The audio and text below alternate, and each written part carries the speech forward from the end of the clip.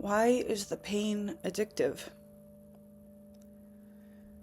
Why does hurting, reflecting, overthinking sometimes more addictive than being happy? Why does it feel good to continue to beat yourself up in your head? Why does it feel good to daydream about things that you don't believe you're worthy of having? Why does it feel good to be mean to ourselves, to torment ourselves? Why is it something that, in the quiet moments when no one's around, it feels like it's something that we just can't give up? And what are we supposed to do about it? What does it mean about the kind of people that we are? Why does it feel like everyone else around us has so much of an easier time being happy than we do? Why does sometimes the yearning for love, for friendship, feel right, almost, like it's what we should be doing? When the sky is gray and the air is cold and you just keep seeing videos of happy couples together and you just can't help but think to yourself, why not me? Even if deep down you may think you deserve it, which you do. Why does that pain feel good? Why do we go back to the people that hurt us? Why do we open up to people that don't deserve it? People that show us exactly what they think of us based on how they treat us. Why do we keep going back to that? These are some questions that I regularly struggle with, and I'm sure many of you do as well. And I want you to know that it's normal, and that it's okay, and that our brains continue to think and do what we know. What is most familiar to us is what is most comfortable to us. And of course, we're going to keep returning to something that we do repeatedly, more commonly than anything else. If you have really strong self-hatred, that's what your brain knows. I've talked about this in one of my previous videos about the neural pathways in our brain and how you have to keep pushing yourself through that jungle, through that mental wall, to build something new, to do something else, to be something else. And I'm coming to you as someone who struggled with self-hate for a very long time, and I don't struggle with it anymore. Sure, I have my off days where I'm insecure, but on a day like today, where no one is in the house, and it's just me, and I'm left alone with my thoughts, and a looming decision before me about who I will allow back into my life when they ask to be there, despite how they may have treated me poorly in the past. If you are someone who struggles with self-hate, those negative thoughts are easier than breathing to you.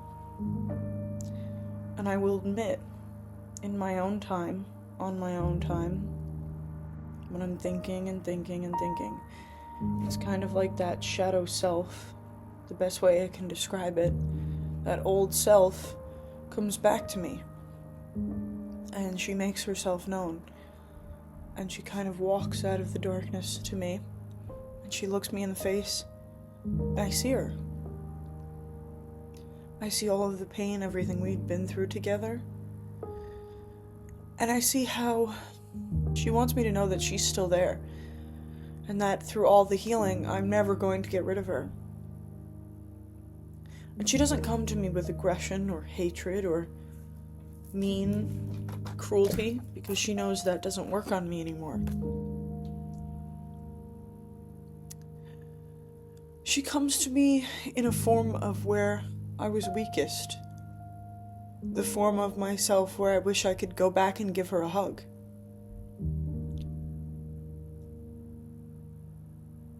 And she reaches out her hand, and if it's a particularly bad day, and I go out and touch it, she pulls me in, and it's the most comforting thing in the world. People will try to tell you that it's hard to go back to the person you used to be once you've healed, once you've grown. But that's not the case. especially for people with any kind of addiction. Going back to the person that you used to be, that dark, disturbing self that you fear more than anything, is the easiest thing you've ever done. It's like falling into a lover's embrace for a few minutes, maybe even hours, or days. But it never lasts, because it's not real. It feels so good. Pain, hurting feels so good, because it's what your brain remembers. It's what you tortured yourself over for so long. And you can't fall for that trap. As hard as it is, and it is so hard to say no to the things that we might want sometimes, whether that be certain people, drugs, alcohol, sex, whatever. While that may be really hard, there wasn't a single time where I was happy that I went back to something that I knew wasn't good for me.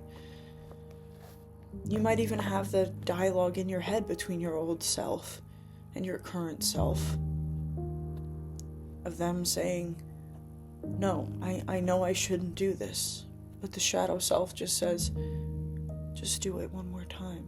What's the harm? Are you ashamed of me? This is who you used to be. How could you be ashamed of me when I was part of you for so long? So why is it addictive?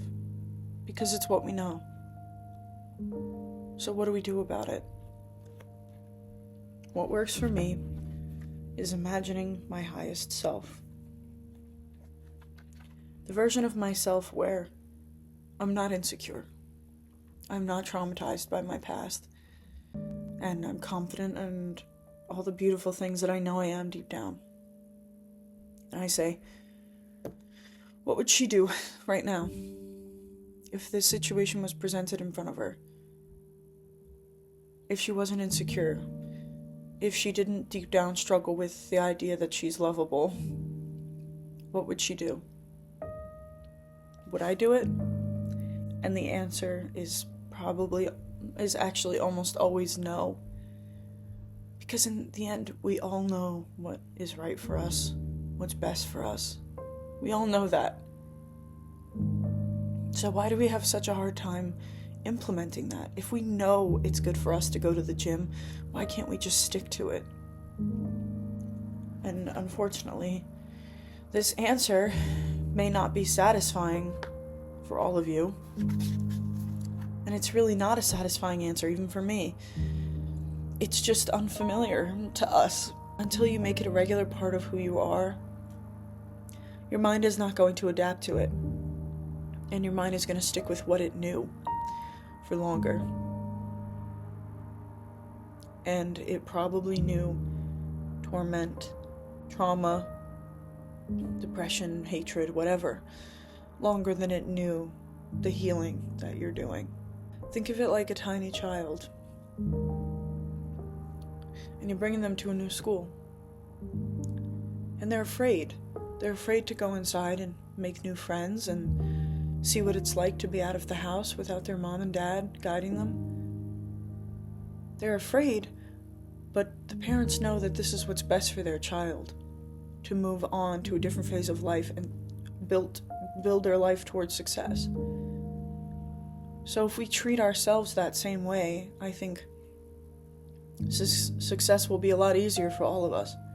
I know how hard it is to let go of those insecurities that allow you to make decisions that you know aren't right for you. So don't worry about getting rid of the insecurities right now. Right now, let's focus on acting more as the person that we want to be. When you get up every day, don't think about being the person that you were. Think about the person that you want to be. And don't overwhelm yourself. Make small actions. Make your bed. Drink water in the morning instead of soda. Text someone that you love them when you think of them instead of not saying anything at all. And If you feel like going for a walk or doing an exercise, don't stop yourself. Do it. It doesn't have to be perfect. And when you miss someone that you know you shouldn't miss, remind yourself of what they did to you. How you felt when they hurt you. All the moments and days that they stole from you. And how they think they have a right to your time again. What does that say about how you feel about yourself? I know that you don't want that. There's a great lyric from a song called All Too Well by Taylor Swift. And it's kind of a self-indulgent hurt for me. Listening to sad songs is something I do a lot to almost enhance the pain because it feels so good to hurt sometimes. It's just the simple truth. And the lyric is, I forget about you long enough to forget why I needed to. And that's something that I think all of us suffer with. A lot of time goes by and you forget about that person that hurt you. So much so that you forget why you needed to forget them, the kind of pain that they caused. Remember that self that was hurt, crying, tormented, anguished by those actions that person did to you, and then ask yourself again if they deserve your attention. And then ask yourself if you would let someone you love go back to that person. You and I both know the answer, but it's so hard to apply those standards to ourselves. Even if we do love ourselves, even if we are on a self-help healing journey, you're a human being. You still harbor love, where you may also harbor hate or hurt. You harbor forgiveness in the same place that you harbor betrayal. And that's okay. Two things can be true at once. But don't let your heart allow you to make a decision that you know is not good for you. Don't let the pain, the hurt, the love, the longing, don't let that make you make a decision that you know you will regret. And if it's unclear whether or not you think you'll regret this decision, imagine your best friend approaching you with the same situation you're in. What would you tell them? Because of how ferociously you love them, what would you do?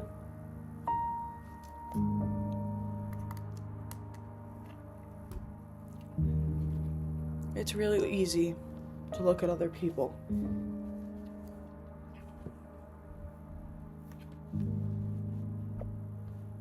It's really easy to look at other people